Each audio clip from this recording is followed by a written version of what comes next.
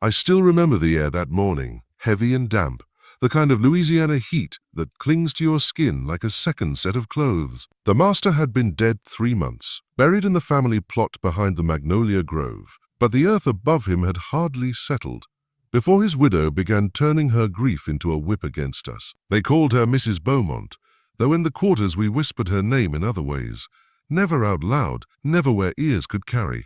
The plantation itself was a husk of what it once claimed to be. The big house, painted a pale cream now fading into gray, stood tall but tired, its columns cracked, paint peeling like old skin. The fields stretched wide, sugarcane high and sharp, but even the stalks seemed restless, bending in the wind as though they sensed a change in their keeper. To strangers passing through, the Beaumont estate might still have looked proud, but I saw what others couldn't. I saw the hollow at its core, the rot beginning to spread.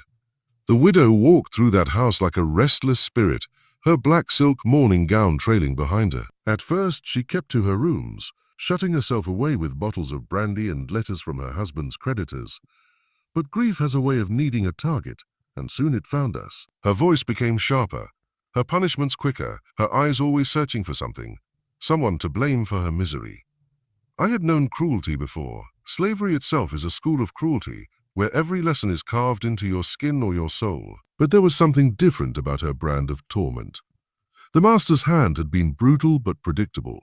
He wanted labor, obedience, profit. The widow wanted something else entirely, control for control's sake, power for the sheer comfort of holding it over another living being. I kept my head low, my hands steady, my words measured. Years of watching, listening, and learning had taught me that silence could be sharper than steel when wielded right. While others trembled under her glare, I made myself still, invisible almost, like the calm at the center of a storm. But invisibility has its own kind of strength. It gives you the space to see things others miss. The other enslaved whispered of running. Some said with the master gone and the widow weakened, now was the time to flee into the swamps or seek the Underground Railroad farther north. But I did not speak of escape. Freedom wasn't just distance. It was balance, it was power. It was justice that lingered long after the lash was gone. My mother had told me once that revenge was not always in the striking of a blow. Sometimes it was in the patience to let your enemy collapse under their own weight. Those words had stayed with me, like seeds planted deep in the soil of my memory, waiting for the right season to bloom. The widow fancied herself strong, but I knew grief had hollowed her out. Each night I watched from the shadows as she lit candles in the parlor, whispering to the empty chair her husband once filled. Her lips moved in silence, her hands shaking over her glass of brandy. She thought no one saw, but I did. And in those moments I understood something vital. She feared loneliness more than she feared God. The estate's overseer had left not long after the master's death, unwilling to serve under a woman who treated him like a servant himself. That left the widow to manage the fields, though she knew nothing of Cain, nothing of the back-breaking rhythm that kept the plantation alive. Each command she gave was clumsy, each punishment reckless, each order rooted more in rage than reason, and with every mistake her authority weakened. I watched her missteps carefully, tucking them away in the corners of my mind like stones piling up in a wall. She thought herself untouchable because she owned the deeds, the ledgers, the papers signed in courts that called us property. But papers burn, ledgers can vanish, ledgers can vanish, and power. Power can be taken apart piece by piece until nothing remains but ashes. On nights when the cicadas sang loud and the moonlight spilled silver over the fields, I would sit outside the quarters and stare at the big house. It loomed against the sky, proud and brittle, like a skeleton pretending to be whole. I told myself then that I would not run, not yet. My chains were still fastened, but they would not hold me forever. Instead, I would bide my time, sharpen my silence into a weapon, and let the widow's own grief carve the path toward her ruin. The others prayed for deliverance. I prayed for patience. Because I knew the house that enslaves you can also be the house that buries itself, if only you learn where to strike first. Grief is a strange master. It doesn't strike all at once like a whip across the back. It seeps in slow like water through cracks in the floor, warping the boards until the whole house sags under its weight. The widow carried hers like a weapon, wielding sorrow as if it gave her the right to unmake the lives around her. At first, her grief made her quiet. She drifted from room to room in her mourning clothes, her face pale beneath the heavy veil.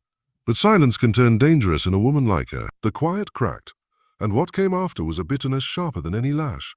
She began inventing reasons to call us into the parlor. A smudge of dust left on a table, a threadbare spot on the carpet, the way the soup cooled before she finished drinking. No offense was too small to be punished. I was sent to her chambers more often than the others, not because I had erred, but because she found some twisted comfort in watching me endure her gaze. She would sit stiff-backed in her chair, clutching a fan though the air was already thick with heat, and demand I stand before her. She'd search for flaws, tugging at my clothes, tilting my chin upward, her eyes scanning me as if I were no more than a cracked vase she couldn't throw away but also couldn't bear to admire. One afternoon, she accused me of stealing a silver spoon. I knew where the spoon was, in her own desk drawer, where she had placed it absent-mindedly the evening before. But logic was useless against grief turned to cruelty. I kept my voice steady, my denial calm, though my heart thundered in my chest. She struck me across the face with her fan, the edge splitting my lip. Blood welled up, salty and hot, but I swallowed the cry rising in my throat. She waited for me to break, to beg. I didn't. That seemed to unnerve her more than anything. Her punishments grew harsher in the fields too. She ordered men to work longer hours under the sun, even when their bodies bent and broke. She demanded women scrub the big house floors until their knees bled. When the smallest mistake happened, a tool left out, a shirt torn, a baby's cry interrupting her nap, she lashed out, not always with her own hand, but with words that cut deeper. She called us reminders of her husband's failings, of her loneliness, of the life she believed we owed her by existing. But I noticed something beneath the anger: exhaustion. Her eyes grew sunken, her voice hoarse from shouting. She tried to wear strength like a cloak, but grief kept tugging it off her shoulders. I watched her drink more, sleep less, pace the halls at night, muttering to herself. The mistress was breaking under the very weight she hurled at us, and I saw in that crack the beginnings of opportunity. In the quarters, the others whispered of her unraveling. She won't last through winter, old Moses muttered, shaking his head. The Lord don't let a heart stay that bitter without rotting it out. The younger ones dreamed of revolt, voices hushed but urgent, imagining blades taken from the barn or poisons mixed from roots. I listened, but I didn't speak.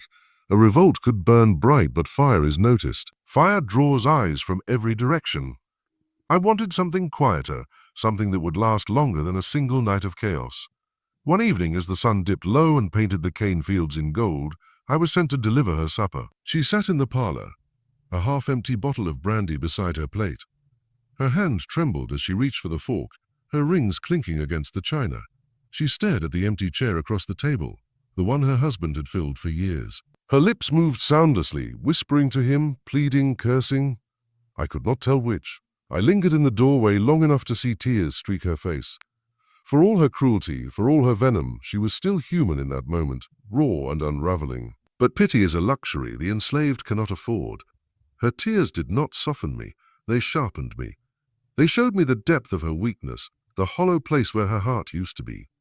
When she noticed me watching, her face twisted. She screamed, flung her glass to the floor so it shattered at my feet, and ordered me out. I left without a word, but in my silence, I carried the image of her crumbling like a secret weapon. Every lash of her grief against us was also a lash against herself. That night, lying on the hard cot in the quarters, I whispered a prayer not for deliverance but for endurance. Let her grief eat her whole, I murmured, and let me be here to see it happen, because I understood then, the widow's grief was not only her weapon, it would be her undoing. The quarters came alive at night in ways the big house never knew. By day the fields ate our strength, and the lash bent our backs. But when the sun slipped away and shadows covered the earth, voices rose from the cabins, soft at first, then weaving together like threads in a hidden cloth. It was in those hours, when the cicadas hummed and the frogs croaked low from the swamps, that whispers carried the weight of our survival. We didn't dare speak too loud. The walls of the cabins were thin and the night had ears. Still, we found ways to talk, crouched close, voices barely above breath. Some spoke of freedom like it was a star in the sky, distant shining, always out of reach, yet never forgotten. They passed around scraps of stories from those who had run north, carried like contraband along the river banks. A man named Cato swore he had heard of a woman who made it all the way to Ohio, her children with her, safe beneath the roof of strangers who treated them like kin. His words stirred longing in some, disbelief in others. But not me. I had long ago decided that running was not my road. Freedom bought with distance, could be lost with a single set of chasing hounds, a bounty hunter's rope, or the turn of a neighbor's eye. True freedom, the kind that lived even in chains, had to be carved from something deeper. It had to be taken from the very bones of those who tried to deny it. Others in the quarters whispered of revolt. They spoke of blades hidden in straw, of striking overseers in the dark, of fire lit in the cane fields until the sky glowed red. Their voices carried the tremor of desperation, and I could not blame them. Desperation breeds courage, even reckless courage. But courage without patience leaves graves behind. I held my tongue and listened, my silence its own kind of agreement, though my heart charted a different path. Children played outside the cabins until the stars thickened overhead, their laughter a fragile thread of hope in a world built to break it. Their mothers hushed them quickly whenever footsteps neared, because we all knew the widow's wrath did not rest at sunset. She often wandered the edges of the quarters like a restless ghost, black dress trailing over the dirt, watching, listening. She wanted us to fear her even in our sleep, and we did, but we also feared each other's words, because betrayal had been made into a survival tool on plantations like this. I knew the danger of whispers. I'd seen men dragged from their cots because another had spoken their plans too loud, too clear. Fear turned men into spies, women into reluctant messengers. A word in the wrong ear could mean lashes, chains, or the auction block. And yet, despite the danger, whispers never ceased. Because whispers were all we had. One evening, as I patched a tear in my skirt by the light of a tallow candle, two men argued outside my cabin. Their voices were low but tense. "We can't wait no longer," one hissed. "Her hand grows heavier each day. Better to die striking than die waiting, and leave our children to the whip, to the block." The other countered, "Patience, brother. A storm comes without our help. She's crumbling already." Their words pulled at me like two currents in a river, one swift and dangerous, the other slow and deep. I leaned toward the latter. The widow's cruelty was not strength. It was weakness bleeding out, making her reckless. I believed if we waited, she would unravel on her own, and I could be the hand that guided the threads loose. But I knew patience alone was not enough. Patience without action was surrender. I needed a plan, something small enough to go unnoticed, sharp enough to wound. The whispers around me fueled my resolve. Let them talk of escape, of blades and fire. I would make silence my weapon, unseen and unstoppable. That night, when the talking had faded and the cabins had gone still, I lay awake staring at the low ceiling. I listened to the widow's hounds barking in the distance, restless in their pens. I thought of her pacing the big house, clutching letters from creditors, her voice hoarse from screaming at shadows. She believed herself in control, but I could already see the cracks widening. In the dark, I whispered only to myself, "Wait, watch. Strike when the ground beneath her feet is softest." The others searched for freedom in far-off lands, but I searched for it in her downfall. Their whispers dreamed of escape, mine dreamed of her ruin. And in that silence, I began to weave my own plan, one thread at a time, unseen, unbroken, waiting for the moment it would tighten into a noose around her fragile world. The ledger was not meant for me. It sat behind a locked drawer in the widow's study, heavy with the sort of accounting that keeps men in power and women in mourning. I had dusted the study many times, straightened the ledgers, polished the brass clock until it shone, and seen the drawer closed more often than it was opened. But people who hoard paper often become careless with habit, and carelessness is a small door in a stone wall. One I had learned to pry open with the right patience. I found it on a morning when rain had pinned the fields down and the master's absence hung thick in the house like steam. The widow had gone to town to meet with a lawyer. She'd left the study unlocked in a rush, letters piled on the desk, the bell at the hall still ringing faintly from the carriage that took her away. I moved through the study as if I belonged there, wiping smudges from the mahogany, rearranging the envelopes, humming a hymn I had heard sung under the church steeple when I was a girl. Then my hand brushed the drawer by accident, or perhaps not by accident. It opened a fraction under its own thin weight. I slipped a finger into the gap and felt the familiar give of wood that had been weakened by time and weather. One tug and it yielded. Inside the drawer lay the widow's secrets dressed as numbers. Debts inked in looping handwriting. Mortgages with dates, a list of creditors, sums owed and sums due. There were notes about crop yields, receipts from auctions where a neighbor had sold 2 mules for cash, and tucked at the very bottom beneath a stack of receipts, a paper that made my breath hitch. It was a bill of sale, small and perfunctory, naming Magnolia Hill as collateral on a loan, signed in a bank clerk's bland hand. The dates were more recent than anyone ought to have known. The widow's pride and fury had not only hollowed the household, they had hollowed the estate's coffers.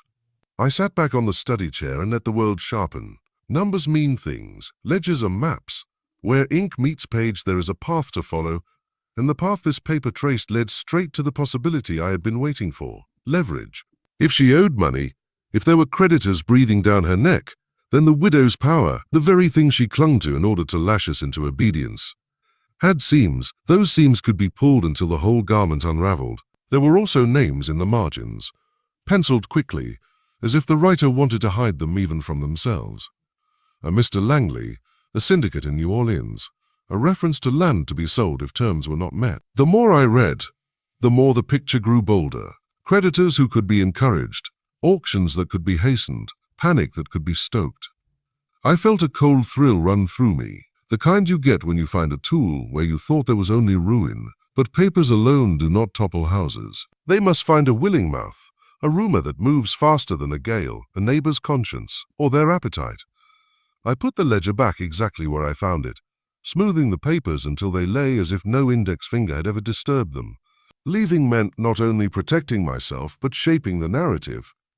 If any trace of my presence were found, I would be the first person suspected. Gentle Mary going nosing through the mistress's things, what a tale they would tell at the county house. No, I would become keeper of the knowledge, and not the one who bore it bare. That night, as rain stitched thin silver seams across the windows, I sat with the ledger's image in my head. I traced the names on the margins with my mind as if they were a new kind of scripture. If I could feed the right words to the right ears, if I could temper suspicion into panic and panic into haste, then I could make creditors act. I could nudge them to call their broker or the sheriff, to demand payments they did not yet dare to demand, to force a sale before the widow found her feet again. The thought of it made my teeth ache with eagerness, but caution tempered eagerness. There were risks in every move. If a sale were attempted and the widow suspected sabotage, she might lash back with a cruelty so precise it would cost lives. People of means often believe paper to be inviolable. They gather lawyers and witnesses as if those trappings were armor. I would have to be 2 steps ahead, hiding the shove beneath a cloak of accidents and misunderstandings. I would need allies who could speak without betraying me. And for that, I turned to the only resource the plantation had that could move between house and field without question. The gossip that passes in and out of kitchens, barns, and the general store. The next days I set to work like a seamstress, mending a tear from the inside. I listened more than I spoke. I noted the names of neighbors who came to call and the way they conversed with the widow. I waited for any mention of money, for stray remarks about bank calls or the state of the cotton market. Sometimes a man would mutter about hard times over his brandy, and I could ratchet that into a rumor that sounded like gossip and not a plan. Gentle, yes, but careful. The ledger was now my compass, and patience my map. By the time the harvest came in, I had begun to plant seeds of worry in the right ears. A casual lament about the widow's distracted ways here.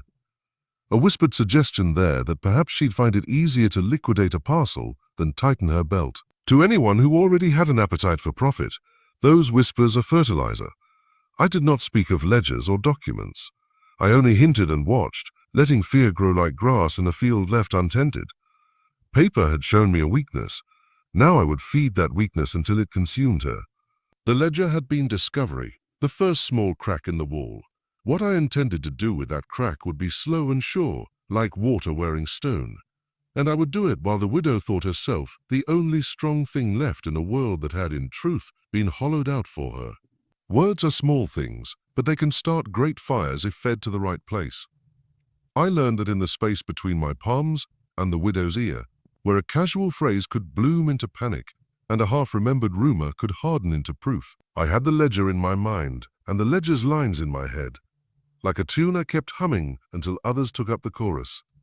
The first acts were gentle enough to seem like accident or carelessness. A sack of rice left with a tear in it until rain found the hole. A wheel on the supply wagon loosened the night before the trip to town, so the driver would report delays.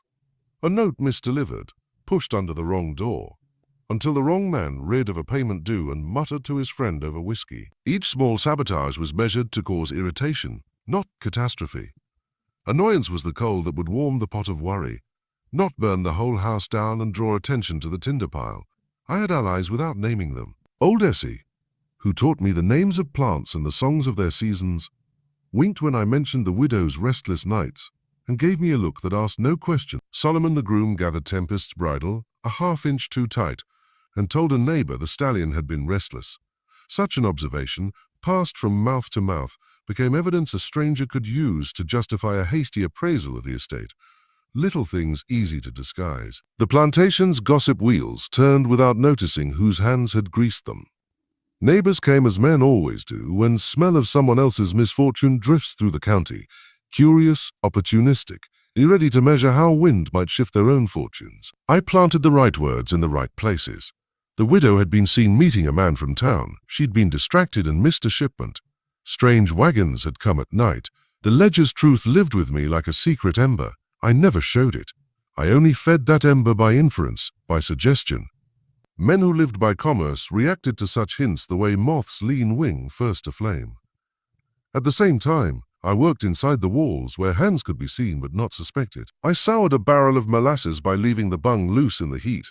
It ruined a week's worth of provisions and required a messenger to ride for fresh supplies, which cost the widow money she could not spare. I misplaced a bundle of bills in the trunk of the carriage, so that when Mr. Willoughby checked accounts the next day, he would mutter about sloppy bookkeeping.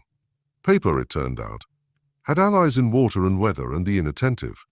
With a gentle nudge, the ledger's cracks widened. Fear grows like mold in damp rooms, unseen until it is thick.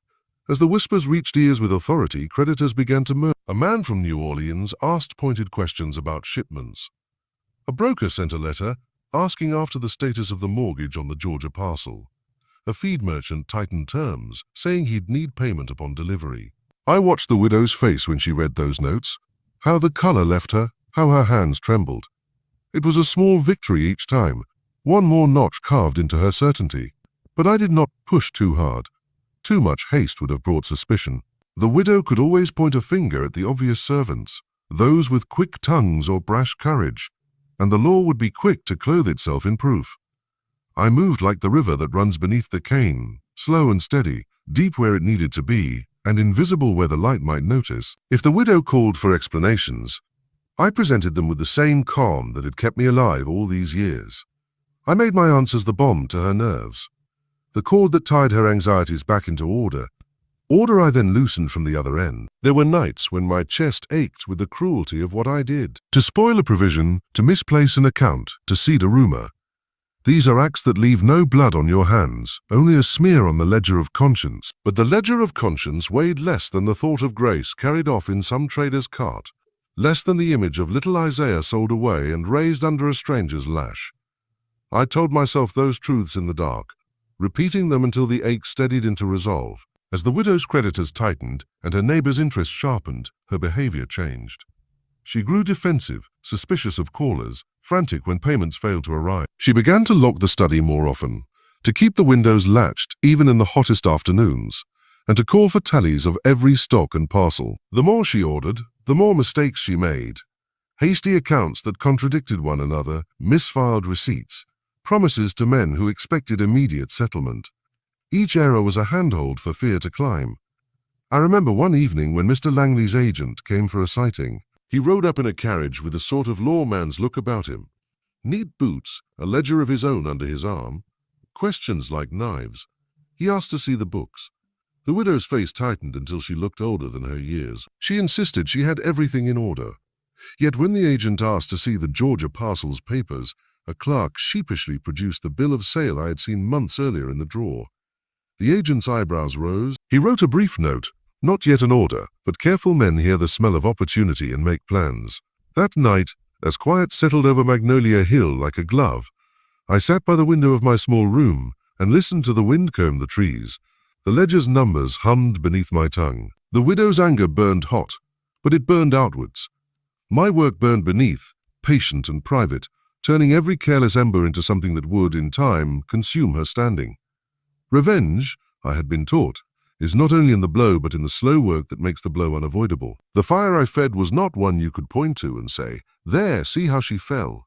It was a long, quiet heat, a dismantling of fortune by friction, a coaxing of men's greed until they became my allies unknowing. I was the hand that untied knots from the inside, and as the spring harvest approached, I could feel the widow's world loosening at the seam. The morning the boy was gone, the quarters smelled like coffee and wet cloth, and the same sour sweat that marks a dawn before work. Dawn is the time when the plantation is clearest, the masters still sleep, the fields hold their breath, and the small things that usually hide in midday bustle stand out like truths under a lamp. It was then that we noticed the missing cot, the small bundles, the ragged blanket folded neat where a child's feet should have been curled. Little Jonah had always been careful. Too careful, some would say. The sort of boy who learned to hold his tongue before he was taught to walk. He ran messages, fetched water, and kept the dogs in line. He was a child with the eyes of a man who had seen more than his years should have allowed. The first to notice were the women at the washfire. "Where's Jonah?" called Betsy, her voice more puzzled than alarmed at first. Someone else answered, then another, and soon the question took on the shape of worry. He simply wasn't where he should be. The overseer was called down, and he paced with that small nervous swagger of a man who knows trouble only from the surface. He sent lads to the riverbank to the barn, along the southern path where the cane bent low. They came back with nothing. Tracks led to the edge of the woods and then vanished as if swallowed by roots. By mid-morning, whispers had the shape of darker things. "He ran," someone offered, "hopeful and fearful together. Runners out at night come calling," another suggested. "Maybe he's gone north," a woman murmured with a disbelieving laugh. But running without the right help is a death more certain than staying. The boy's small frame and thin shoes argued against any successful flight. For days, search parties combed the edges of the estate, prodding thickets, following animal trails, calling his name until the letters of it broke and sounded like a litany. They found only a booted branch, a scrap of his shirt snagged on a thorn, an old fruit half rotten where he might have sat to watch the river. Fear, once offered in whispers, hardened into suspicion. Neighbors looked sideways. Men whose money I had loosened in passing took the opportunity to ask pointed questions about care and oversight. The widow's eyes became deeper wells of blame, and she made certain that someone would pay for the loss. What the widow could not know, what I could not tell outwardly, was that the disappearance was not what it seemed. I had seen Jonah the week before, near the granary, and I had slipped him a small packet of dried berries wrapped in cloth and a promise in my quiet voice. "If you must go, go when the moon is dark. Stay right and move with the crickets. And if you are caught, speak of nothing you didn't see with your own eyes." He had looked at me then with those two old eyes and nodded, taking the weight of my words like a man given a map. I did what I could to make the story fit when people asked. To look surprised, to cry a little, to clench my fists and speak of discipline. But beneath that performance was a different truth. Sometimes disappearance is the best kind of justice. When the boy's absence bent the widow with new grief, the creditors sharpened their pens. When uncertainty replaced knowledge, men moved faster to secure what they could from a woman who appeared to be losing everything. Jonah's empty bed became a lever in a machine I had been quietly assembling. Not everyone rejoiced at the thought of a disappearance. Old Moses spat when he thought we were alone, shaking his head at the thought of children pushed into swamps or handed over to cruelers. "You got to be careful with blood that ain't yours to spend," he said, meaning that playing with people's lives can be a debt you cannot pay. I heard him and felt the truth of his warning like a stone at my chest. For every gain there is a cost, a name traded here, a silence bartered there. But I thought of grace and Isaiah, and of the ledger's ink that had shown me a way. The choice was not made in the math of virtue, but in the arithmetic of survival. By the third week, the widow's grief had a new edge. She raged and then grew furtive, asking the overseer to draw up inventories, to make lists of who did what and when. Men who once shrugged off her commands now watched their steps more carefully, fearful their small mistakes might be taken and turned into proof of gross negligence. She would sit up at night by the parlor window, calling for Jonah's name like the echo would bring him back. And the creditors, patient at first, began to speak of schedules, of notices to be served if payments did not come. My seeded panic had taken root in the soil of their appetites. Yet in the quarters, Jonah's space remained warm. His mother sat with a pot on her lap and a little statue of a saint she kept hidden behind the biscuits. She folded her hands and held the boy's bonnet to her chest. Sometimes at dusk, I would sit beside her without saying a word, letting my presence be the only conversation. She would look up at me then, and the grief in her eyes would be sharp as glass. "You kept him safe," she would whisper. I would only nod. Words would have ruined what had begun to take shape. Gestures would have been too much like a confession. so I kept the secret under my tongue like a coin. The disappearance had other effects I had not fully anticipated. It made the widow crueler and more erratic, but it also made her more prone to mistakes. She began to make poor deals, to accept the counsel of men who had no intention of being Gentile. The ledger's teeth sank in deeper, and the net that tightened around her fortunes caught small things first. Unpaid bills and mules sold under price, delayed shipment. Jonah's absence had become part of the argument I had been building. A tragedy here, an economic blunder there, and slowly the widow's stability tilted dangerously. In the end, survival seldom looks like noble sacrifice. It tastes like bitter roots and tired nights, and the knowledge that not everyone named in your story will come through untouched. The boy's disappearance was a dark thing, and I carried that darkness like a palm pressing down on a flame. But as the widow's hand faltered, and her neighbors whispered of selling lands to cover debts, I told myself what I had told Jonah, that sometimes the only way to protect what you love is to make the house itself pay attention to how it treats the small things it ignores. It was not a sudden fall, but a steady unraveling, as if someone had pulled one loose thread from the widow's garments, and now her whole figure came apart before the county's eyes. She had been the kind of woman who carried herself like a statue, proud, unmoved, a fixed presence at the center of Magnolia Hill. But statues can crack when the foundation shifts, and hers had been hollowed from within, long before the storm reached her. I watched the changes with the kind of patience born of necessity. First it was her posture. A slump in the shoulders where once there had been steel, a stiffness in her step when she descended the staircase. Then it was her eyes, no longer quick to catch a mistake in the silver's polish but dull and heavy, as if they had stared too long at the ledger's cruel arithmetic. I had become her shadow in those days, tending to her meals, fetching her shawl, presenting the calm face she could rail against. The more she relied on me, the less she seemed to notice that I was the quiet hand loosening the knots beneath her. The creditors circled with sharper claws. Mr. Langley's agent came again, this time not with polite questions, but with documents that carried the weight of law. He spoke of overdue payments, of auction dates, of interest compounded like rust. The widow sat stiff in her chair, clutching a lace handkerchief, her lips moving soundlessly as if she could bargain by sheer will. When he left, she collapsed into the cushions, whispering curses that were more fear than fury. I stood beside her with my face composed, my heart steady. I had no need to add words. Silence, I had learned, is a mirror in which the desperate see their own ruin. The estate itself began to show the strain. The fields lay patchy where the rain had run too heavy. Tools went unrepaired. The horses grew thin with poor feed.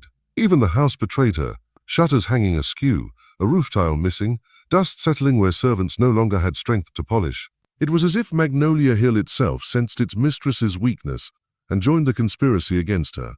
Neighbors who once came to dine now came only to gossip. They left with the sharp smell of opportunity in their wake, whispering about how long the widow could hold on before the land was pried from her grip.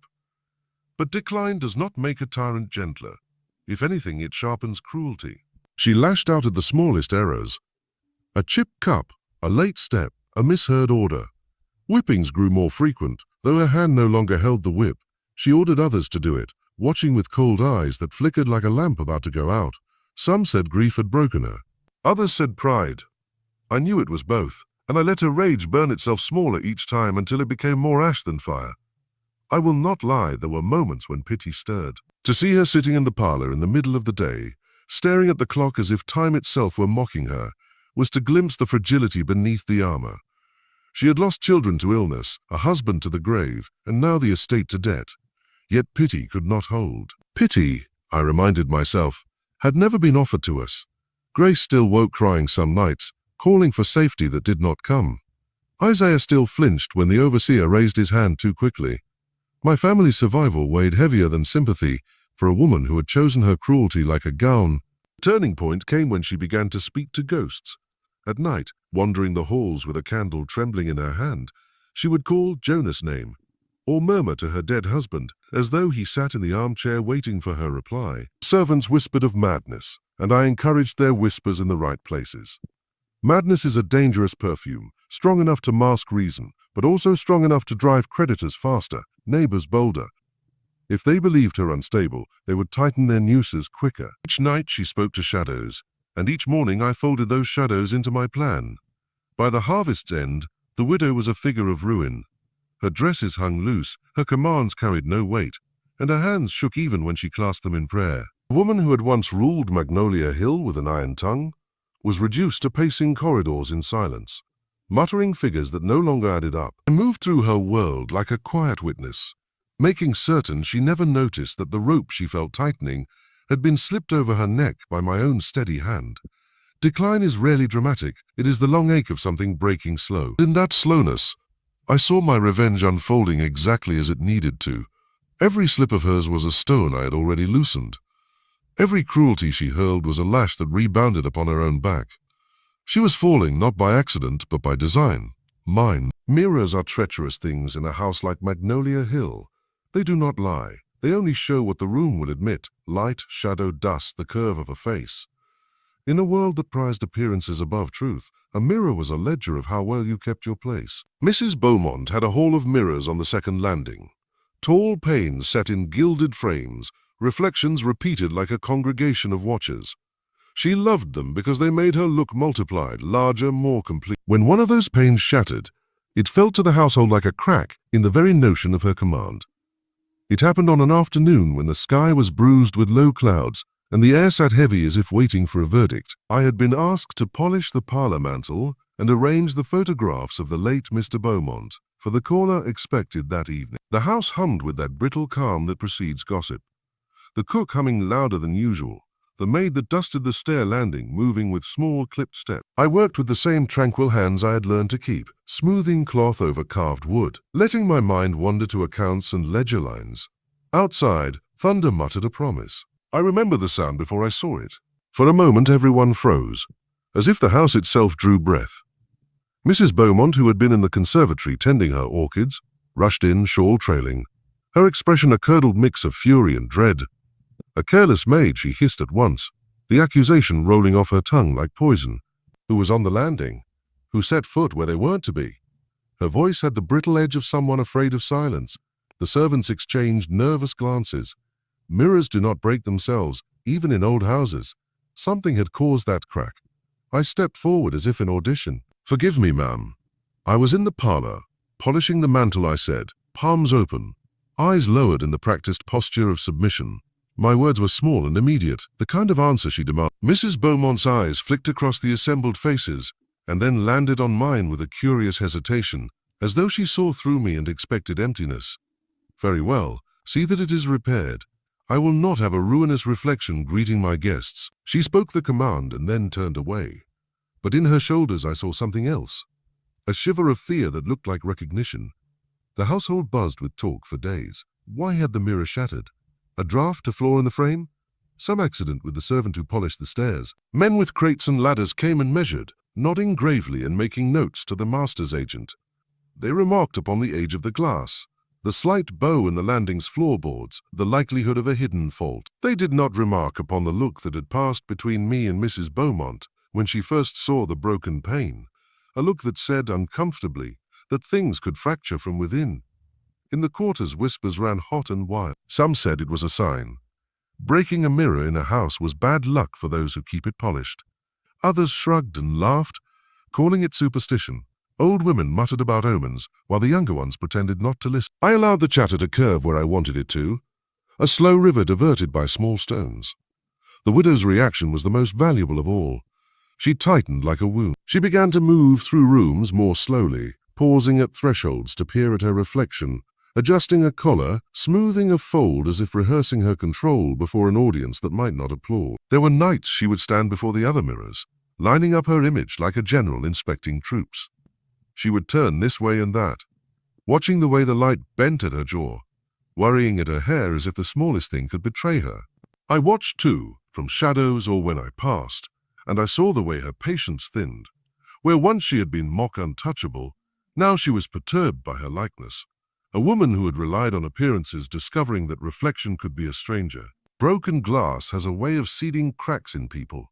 It invites questions about what else might splinter. Within a week of the mirror's fracture, other small things began to misalign. A locked drawer sticking the morning it needed to be opened. A charity ledger that could not be found when a caller asked for proof.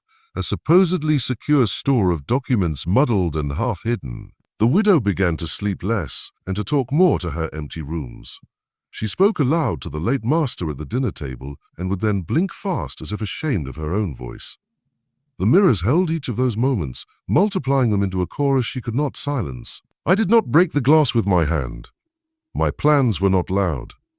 But a cracked mirror is a splinter in a mind that prizes completeness. I fed that splinter with small provocations. I left the shutters a quarter-inch open on rainy afternoons, so damp would settle where it would blemish the frames. I pressed a cloth into the corner of a pane and tacked it loose in the night, so that at morning the edge would catch the light oddly and make the mistress pause. Each tiny nuisance was a grain of sand in the widow's gap-toothed mouth. On the day the carpenter arrived to replace the mirror, he remarked casually that the glass's flaw ran deep into the lead of the frame. A fault from manufacture, perhaps, or from a storm decades before. The widow accepted the explanation like a woman accepting an apology she did not believe. But the damage was done. She had been forced to confront her image shattered, and since then she had watched her own house as if it might split further at any moment. There is a danger in cruelty that forgets how to be precise. The widow's flamings and her tantrums had carved away at the people around her, leaving frayed edges that tripped. A cracked mirror only made that fraying visible to her. From then on, she moved with a kind of hesitation that invites mistakes. Her mind, once a well-trained metronome of commands and orders, became a clock with a slow tick, a thing you could use simply by waiting for the hand to fall out of place. In the quiet after the glass fell away, I plotted another small prod. For now, I let her watch herself in the reflections and watch herself unravel. A woman who measured the world by her control, and discovered one morning that the measuring tool had been taken from her hand. If Magnolia Hill was a fortress, then the town was its mirror, a place where gossip turned into law and whispers gathered weight until they could crush a household. The widow had long carried herself in those streets with hauteur, nodding coldly at merchants, signing receipts with a hand that trembled only when she was alone. But the town has a memory sharper than any ledger, and once it begins to doubt, it does not stop until it has eaten the truth raw. I made certain that doubt began in the right mouths. It started with the butcher, a man with hands thick as hams and a mind sharper than most gave him credit for. I left him with a casual remark, murmured when I collected meat for the household. Strange how the mistress pays so promptly when some say she waits months with others. His brows had drawn together in suspicion, not at me, but at the story he'd half heard already. I walked away with my bundle, letting him chew on the thought. Next was the seamstress, who prided herself on knowing which households were sliding into ruin and which were climbing. She worked on credit more often than she admitted. To her I sighed gently while delivering fabric scraps for reuse. The mistress worries so about fitting Grace a new dress, but she says the coin may not stretch this season. That one sentence was enough to fly through every needle and thread in town by dusk. By morning, half the shopkeepers would be speaking of it, as though they had read the account books themselves. The real push came when I managed to place a scrap of paper where I knew the right man would find it. A merchant's copy of an old invoice I had lifted from the house and marked with a faint smear of ink, as if carelessness had revealed more than it should. I folded it, dropped it among the refuse near the general store, and stepped aside. When the merchant's boy stooped to fetch it, curiosity lit his eyes. By evening, the paper was being passed hand to hand, each man noting how late the payment had been, how carelessly the Beaumont name had been written across it. Rumor works like smoke. Once it curls out of a chimney, it tells everyone who watches that fire is inside, whether or not it is true. Soon enough, creditors stiffened their demands. Men who had once begged for the widow's favor began muttering about foreclosure. One even suggested aloud at the tavern that Magnolia Hill might soon be sold off, piece by piece, to those willing to take a risk. I heard it from Solomon, who liked to linger near the tavern doors with the other grooms. His smile was thin when he told me, "They're picking at her bones already, Mary, just like you planned." But it was not enough to sow doubt. Doubt is smoke, and smoke disperses unless you feed the fire beneath. So I made sure the widow herself fed it without knowing. I placed her shawl, one she wore only on trips to town, across the parlor chair on a day she had sworn she would pay her debts. When she could not find it, she raged, missed her appointment, and sent only a note instead. The merchant took it as insult. Another time I tucked the smallest, most insignificant bill beneath the cushion of her settee. She searched in panic, finally paying late with excuses. and by then the story had already spread. The widow delayed, the widow begged, the widow's hand shook. What made it sweeter was that no one ever pointed to me, they could not. I remained the quiet shadow, fetching parcels, keeping Grace in her lessons, pouring tea at the exact moment the mistress demanded. I smiled softly when spoken to, never letting the flicker of victory escape my eyes. If anyone suspected, it was swallowed in the larger feast of the widow's decline. There is a power in knowing that a single phrase dropped in the right ear can ripple through a town until it returns to the very house it left, carrying more weight than it began with. I had become the echo in her halls, the shadow on her ledger, the whisper in town she could never catch. And with each whisper, Magnolia Hill crumbled further, not with the crash of a storm, but with the slow, relentless peel of paint from a rotting frame. By the time the widow next walked through town, heads turned not with respect, but with calculation. Men measured the worth of her land by eye. Women whispered behind their gloves. Children stared as if she were already a ghost. She held her chin high, but her steps were quick, betraying the panic underneath. And I walked 3 paces behind her, hands folded, the picture of loyalty. While inside I carried the knowledge that it was my voice, multiplied through others, that had set the whole town to circling her like buzzards. I had long since learned that poison need not be quick, nor even fatal, to achieve its aim. Sometimes the most effective poison was time itself, stretched thin across a life until it unraveled. I never sought to kill her with one swallow. No, I meant to let her live long enough to feel her world splinter. Every sip, every bite, every breath would remind her that something unseen gnawed at her from within. The herbs I used were not the bitter brews the old women whispered of to bring death in a night. Mine were subtler, roots meant to twist the stomach, leaves that quickened the pulse, blossoms that blurred the line between dream and waking. I remembered the lessons my mother had murmured over me as a child, warnings cloaked in lullabies. She had said, when you want to break a body, go to the ground. When you want to break a mind, go to the spirit. I chose both. It began with her morning tea. She was precise in her rituals, measuring sugar, lifting her porcelain cup with delicate disdain. A pinch of crushed leaves slipped into the pot, left no taste, only a heaviness that lingered behind her eyes. She frowned after that first cup, waving away Grace's chatter and pressing her temples as if the light itself wounded her. By the 3rd day, she was waking with the pallor of one who had not truly slept. Then I turned to her meals. A spoon of stew thickened with a powder that knotted her stomach, roasted meat brushed with oil that made her skin itch beneath her silks. She began to scratch absent-mindedly in company, a habit the town noticed with cruel delight. Soon she carried herself like a woman fraying at every seam, her elegance tainted by tremors she could not hide. The beauty of it was that she blamed no one at first.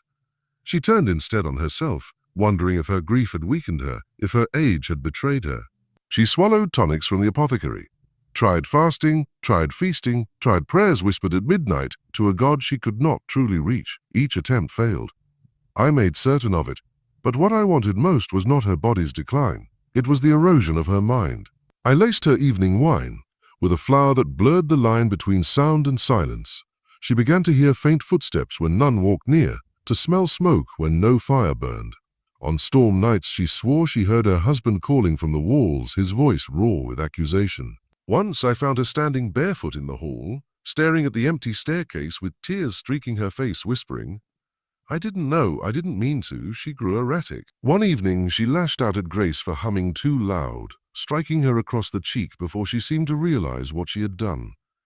Another day she dismissed Solomon, accusing him of stealing silver that had never left the cabinet.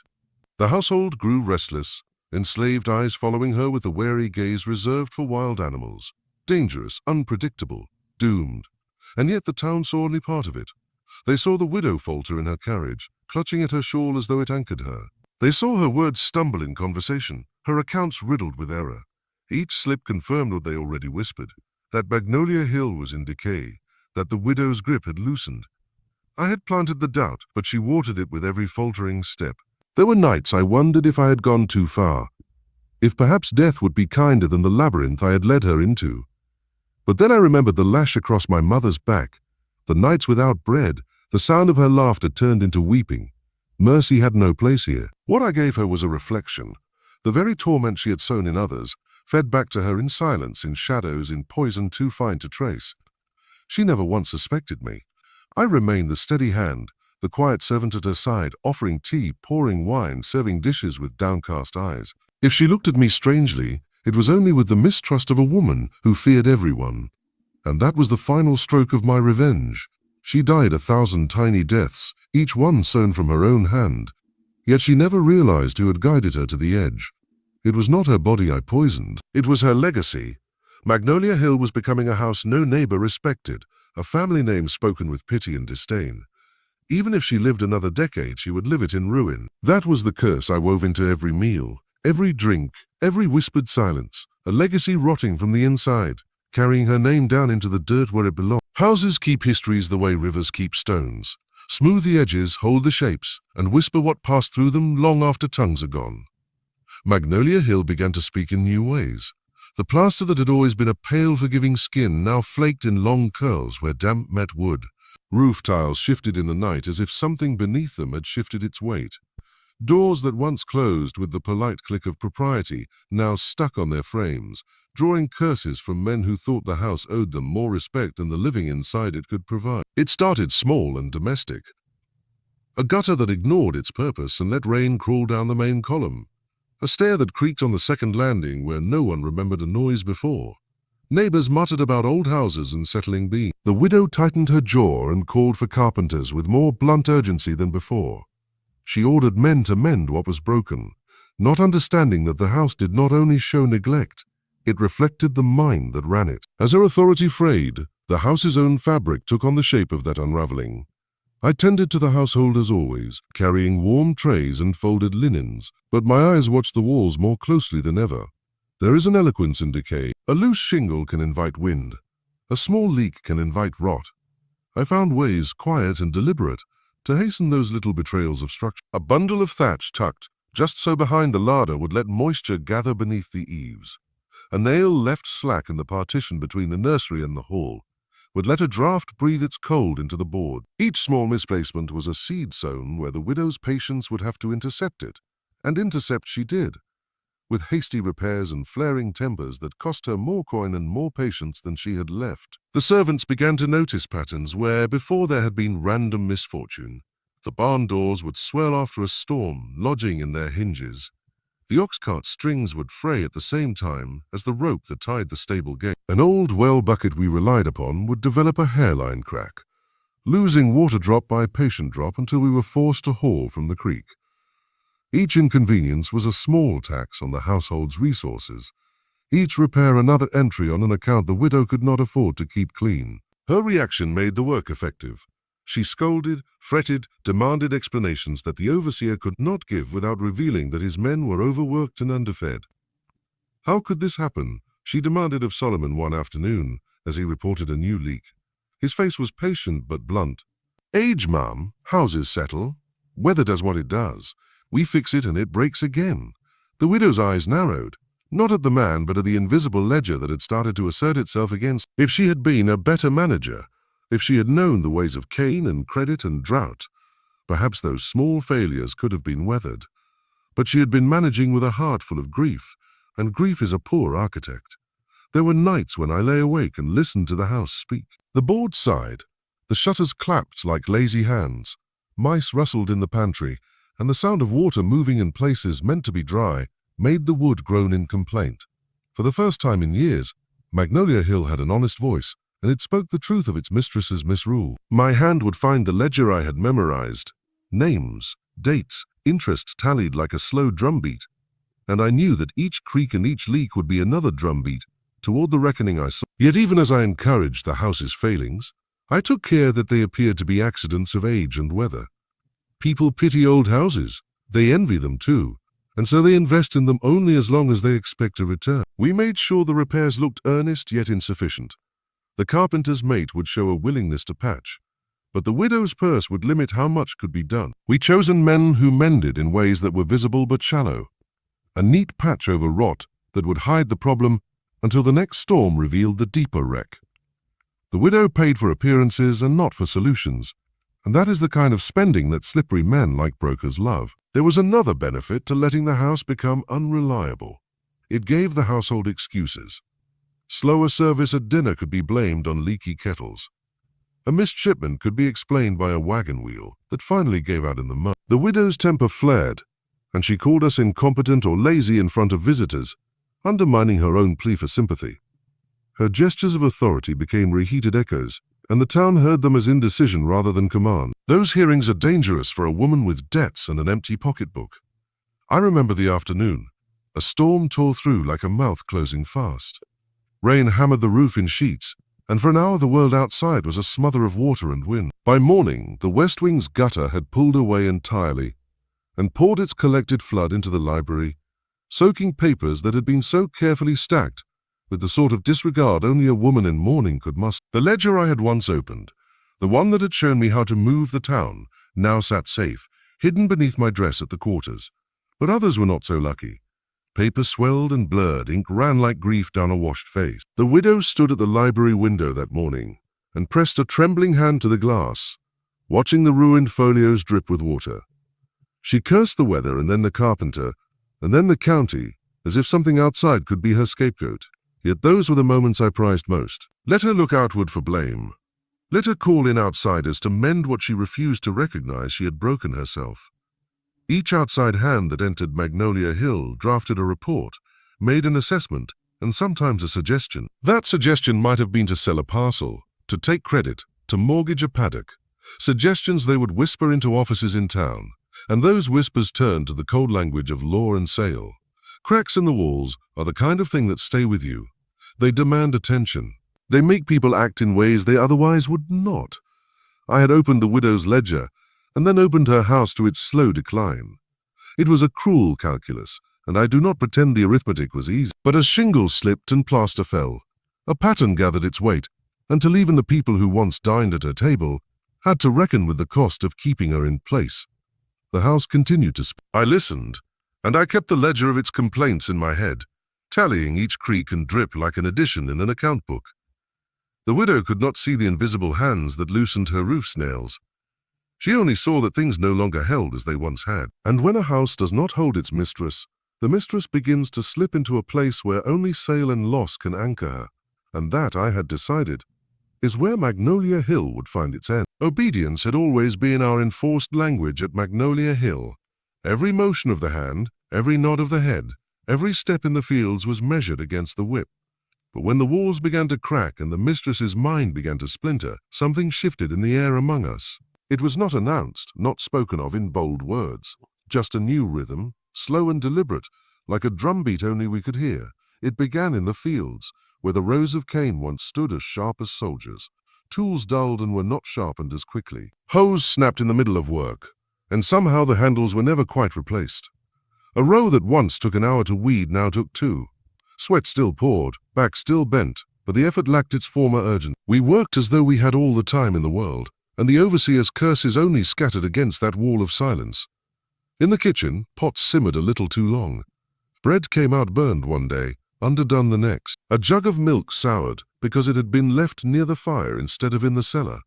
None of it enough to point a finger at one person, but together they became a litany of small rebellion. The mistress scolded, raged, even struck out once or twice, but her blows landed weakly, and we accepted them with eyes that did not lower in shame but in patience. She could not see it, but she was already powerless. Even Solomon, the strong man she had leaned on since her husband's death, joined without saying so.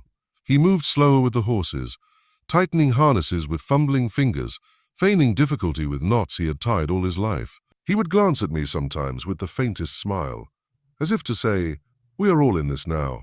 Grace, though young, learned to linger over her lessons, reading her catechism line by line until the mistress fumed and slapped the book shut. The power was not in open defiance. It was in the stillness, the refusal to break the silence with explanations or apologies. Every delay, every broken tool, every spoiled dish carried a message. You do not command us anymore. She could punish one or two, but she could not punish everyone at once. And even when she tried, the weight of her hand no longer inspired fear. It inspired pity, and pity is the cruelest judgment for a woman who once demanded all. The neighbors began to notice too. When they visited, they found the household unkempt, the service halting. A tray of tea was spilled on the hem of a guest's dress. A chair was delivered late to the parlor. Conversations in the quarters carried into the night, too loud to be ignored. but never loud enough to accuse. They whispered later that the widow had lost control of her people, that Magnolia Hill was sliding into chaos. I took care to keep my role invisible. I moved among the others as though I too were weary and distracted. I fetched what I was told, but a fraction too slowly.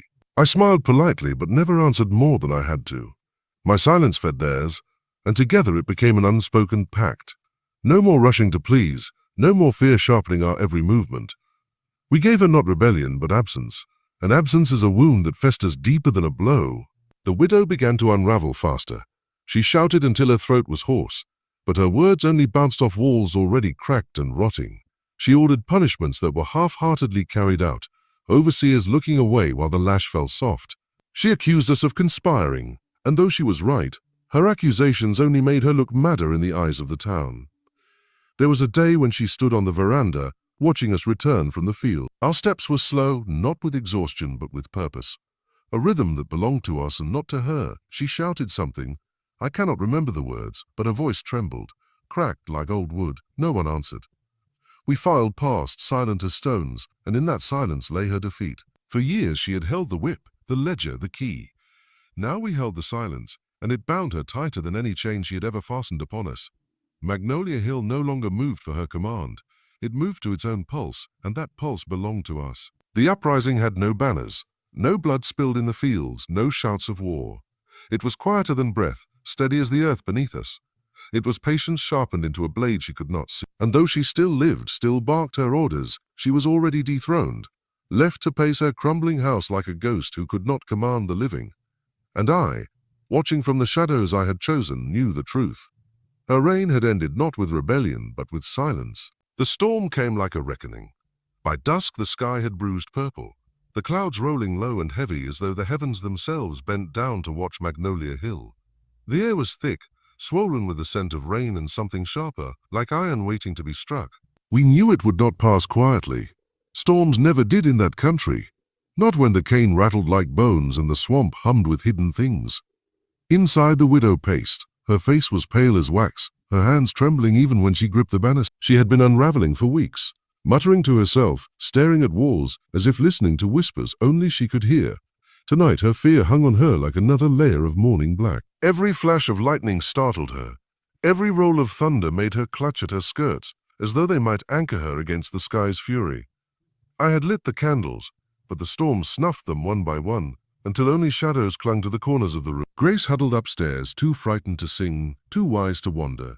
Solomon lingered by the door, silent, his broad shoulders outlined in the flicker of lightning. None of us spoke. The silence was thicker than the storm, heavier than the rain hammering the roof. Then it began, faint at first, but unmistakable. The widow stopped pacing. Her head turned sharply, her breath caught in her throat. A man's voice, low and ragged, rose above the thunder. She swore she heard her husband calling from the hall. Evelyn, the name dragged long and mournful, echoing through plaster and wood. She cried out, stumbling toward the sound, her hands shaking as she reached for doors that opened only to darkness. I stood in the doorway of the parlor, my shadow stretching across the floor with each flash of lightning. She saw me then. Or perhaps she saw something behind me.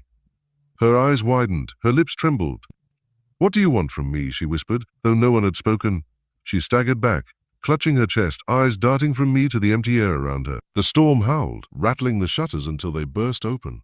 Rain swept across the floor, soaking the rug, drenching her skirts.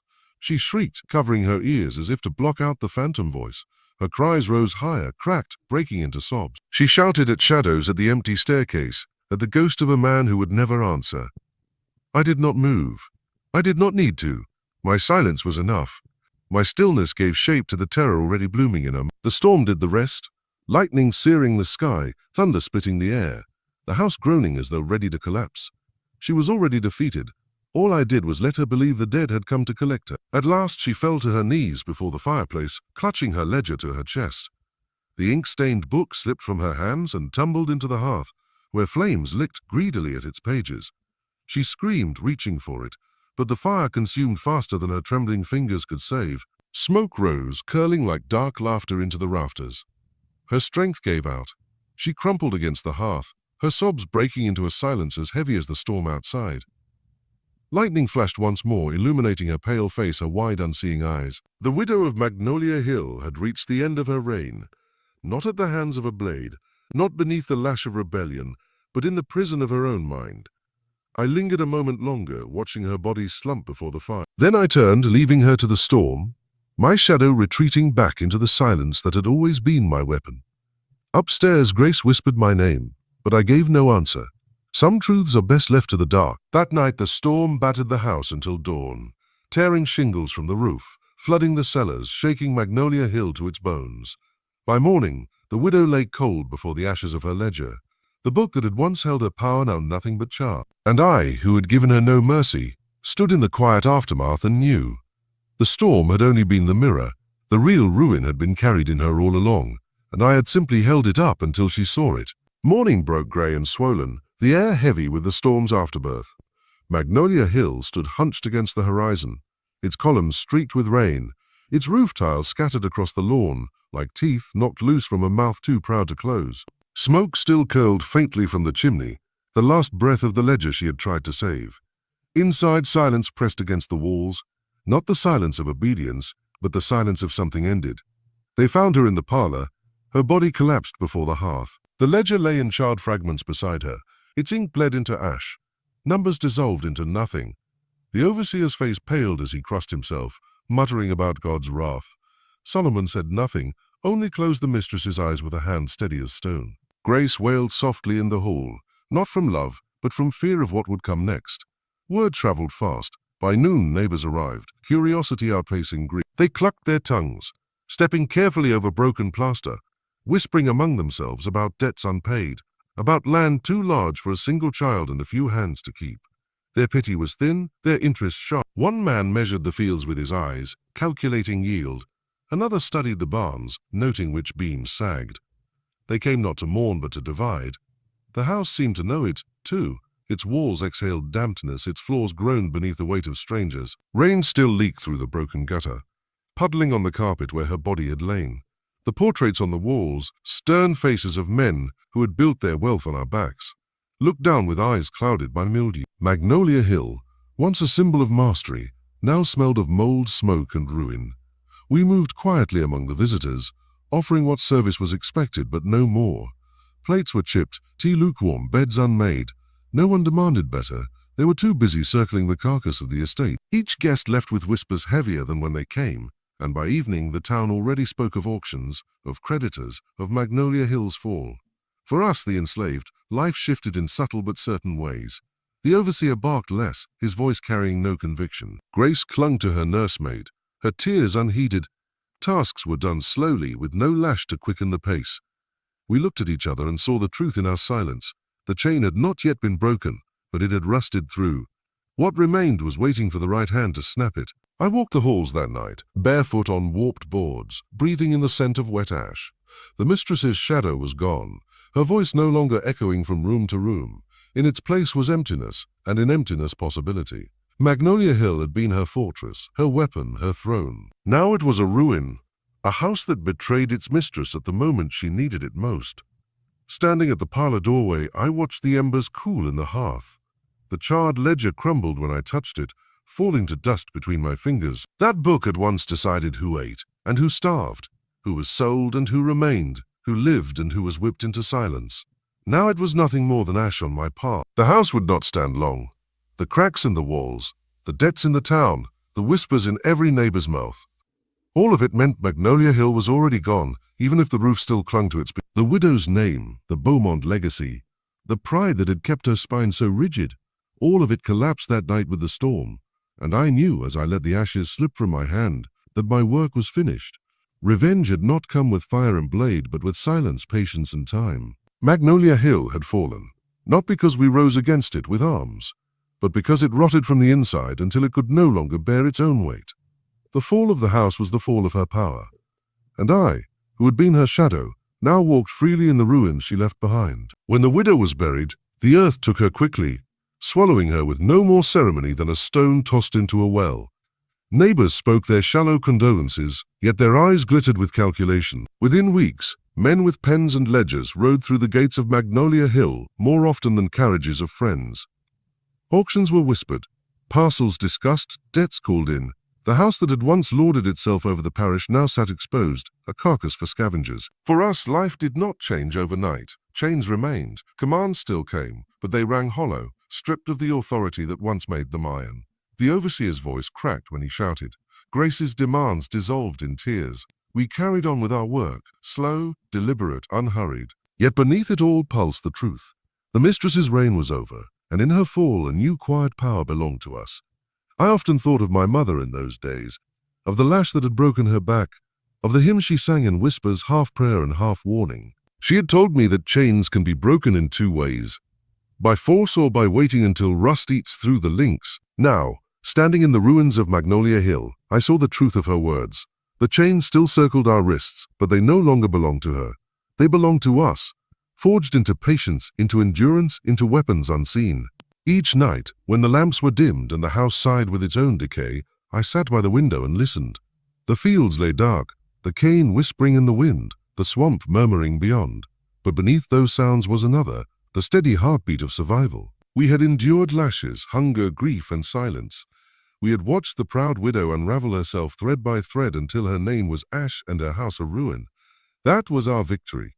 Freedom had not yet come, not in the way the world measures it. We still labored, still bent beneath orders, still wore the marks of bondage. But in spirit, in silence, in the unbroken gaze we now shared with one another, we were freer than we had ever been. Our revenge was not a shout in the night, not a blade drawn in anger. It was the slow turning of the wheel, until the weight that crushed us came crashing down upon the one who had wielded it. Sometimes I walked through the cracked halls, running my fingers over the splintering wood, the peeling plaster. Each flaw was a testament, each ruin a reminder. She had thought us powerless, but it was her power that could not endure. The house bore witness, and in its slow collapse, it told our story better than any words could. I did not dance the night she died. I did not sing. I sat in silence, the same silence that had been my weapon all along. But in my chest I carried a calm fiercer than joy. For I knew then that revenge need not always scream. Sometimes it waits, patient as roots beneath the soil, until the tree above rots and falls of its own weight. Chains may bind the body, but they cannot bind the will. And mine had become sharper than iron, steadier than stone. I had reforged them link by link, into something no master, no widow, no storm could break. And so Magnolia Hill fell, and I remained, not free, not yet, but unbroken, my silence louder than their cruelty had ever been. That was my revenge, that was my victory.